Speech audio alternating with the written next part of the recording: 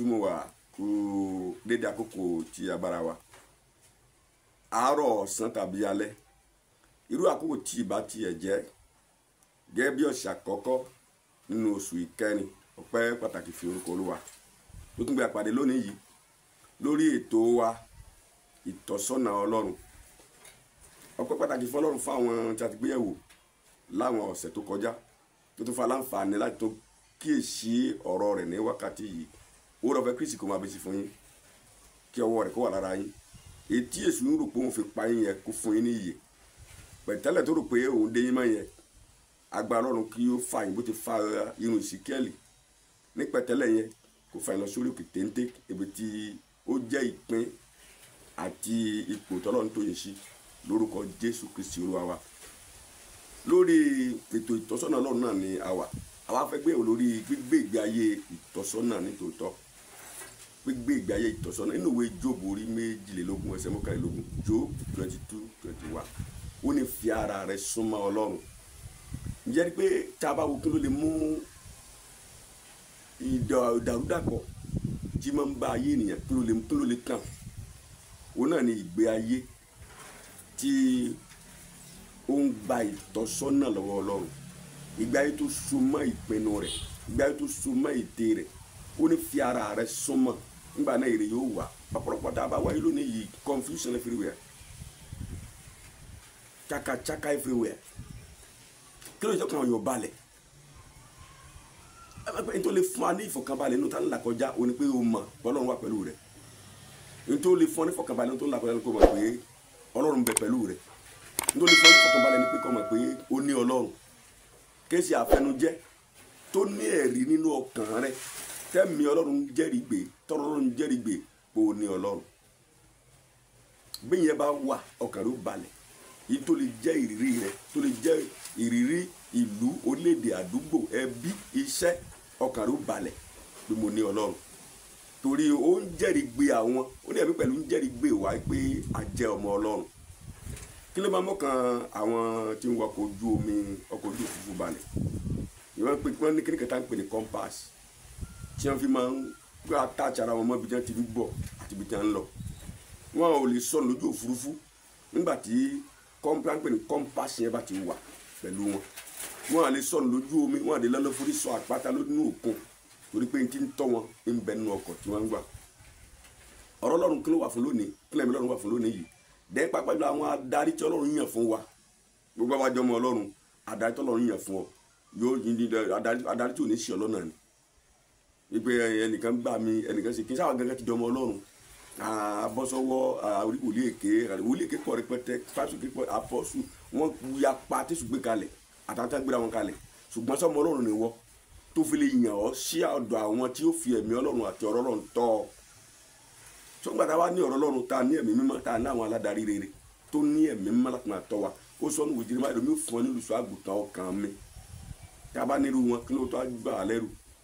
Ó kẹta gbọ́dọ̀ ṣe ó ní ká gbẹ̀kẹ́lé ọ̀nà mìíràn kó sí láti láyé ọ̀nà Jésù. Ó ní káwọn olówó kan lọ sọ bẹ́ẹ̀ ìwé Jọ́ọ̀nù orí 7:5 ìyá Jésù sọ fún àwọn ẹ̀yìn rẹ̀ ó lóhun tó bá ti sọ fún yín ó ní kí ni ó lè ṣe. Ẹ má ṣe dẹ́kun ẹ má ṣe ṣeré kọjá rẹ̀ ohunkóhun tó bá ti sọ fún yín mo mọ̀ pé a máa ń tí ìtàn yẹn já sí àwọn tàkà gbélé ohun tó sọ fún wọn nínú ìgbà tí wọ́n ṣe ìlérí ìyanu ó bá ìdílé yẹn ó bá ẹgbẹ́ yẹn ojú òtí wọn bẹ́ẹ̀ ni wọ́n rí àánú gbà. Ìwé orí 3 ẹsẹ̀ 5 ẹsẹ̀ 6 ó ní fi gbogbo àyà rẹ gbẹ́kẹ̀lé Olúwa má ṣe tẹ̀ sí ìmọ̀ ara rẹ fi gbogbo àyà rẹ gbẹ́kẹ̀lé Olúwa má ṣe tẹ̀ sí ìmọ̀ ara rẹ gbẹ́kẹ̀ rẹ lé yóò máa tọ́ sọ̀rọ̀ ló máa ń tọ́ yẹn ṣàgbàgbọ́ pé máa ń tọ́ yẹn àwọn bàbá gbàgbọ́ Ọlọ́run yẹn náà tá a bá ti fọkàn wa mọ̀ tá a fọkàn wa fún tá a sì gbẹ́kẹ̀lé tá a gbẹ̀mọ́ rẹ̀ láàyè tá a gbọ́rọ̀ láàyè yóò tọ́ wa kó o nù confusion tá a bára wa. Ìwé Matthew orí 6 ẹsẹ̀ 23 Matthew 6:33 ó ní ẹ ti kàn máa wá ìjọba Ọlọ́run náà àti òdodo rẹ̀ bí ìtọ́ bá kú á fi kún fún wa. Tá a bá ti wọ́n ní ìjọba Ọlọ́run tá a ní Ọlọ́run kí ló kù èyí tó kù yóò tẹ̀lé wa ni. Nítorí gbogbo àwọn ayé ń kú sí tí wọ́n ń gbérí yẹn tí wọ́n ń gbápá èèyàn sí tí wọn ò ní sinmi tí wọ́n ń gbẹ̀jẹ̀ rúru lé lórí tí wọ́n lójú oorun tí wọ́n lẹ́nu oúnjẹ ó ní òun ó gbà tọ̀ wá ṣé àní ṣiṣẹ́ lásán no nínú iṣẹ́ wa yẹ ìpèsè ọmọ wa àwọn ojúre tí ò tọ́ sí wa ojúre tó àlè ṣiṣẹ́ rẹ̀ yóò tọ́ sí wa àwọn ìlérí Ọlọ́run fún wa lélẹ́yìí nínú ìwé Jákọ́bù orí kìíní ẹsẹ̀ 22 sí ẹsẹ̀ 25 Jacques 1:22-25 James chapter 1 verse 22-23 ó ní ká jẹ́ olùṣe ọ̀rọ̀ náà ká má jẹ́ olùgbọ́ nìkan tá a bá jẹ́ olùgbọ́ nìkan tá a bá jẹ́ olùṣe ó là ń tanra wa ni ọ̀rọ̀ tó paláṣẹ fún ayé ó ní ká jẹ́ ti ń ṣe é lé lórí ká jẹ́ ti ń gbélé bá a ti lè ní ìtọ́sọ́nà Ọlọ́run tó tọ́nà tó gún mọ́ òní léyìí tá a fi lè bọ́ lọ́wọ́ confusion tá a fi lè bọ́ lọ́wọ́ ẹ̀jẹ̀ ríru tá a fi lè bọ́ lọ́wọ́ ìpayà tá a fi lè bọ́ lọ́wọ́ hílàhílò tá a fi lè bọ́ lọ́wọ́ kíni ó ṣẹlẹ̀ lónìí kíni ó ṣẹlẹ̀ lọ́la ọkọ̀ sọ́yìn ọba níbo lọ́nà lọ́ọ́ ìbáraẹni sọ́ọ́ àmọ́ àmọ́ títí la fi mọ̀ látọ̀ ní tó máa ṣẹlẹ̀ lọ́la òye wa nítorí ṣẹlẹ̀ lánàá nìkan la mọ̀ ètò máa ṣẹlẹ̀ ní ìṣàtò lọ́la òye wa bẹ̀ẹ́dọ́ Ọlọ́run mọ̀ fi hàn ní ọ̀rọ̀ Ọlọ́run mọ̀ fi hàn ní tá a bá dúró nù lérí rẹ̀ nǹkan kan wá ṣẹlẹ̀ nínú Matthew orí 14 ẹsẹ̀ 16 Matthew 14:26 Jésù rìn lórí omi nítorí tí rìn lórí omi àwọn ọmọ ẹ̀yìn wò pé akílélẹ̀ òkun tí ń ṣe gbùù òkun tí ń ṣe wùù Jésù bẹ̀rẹ̀ sí tẹ̀ mọ́lẹ̀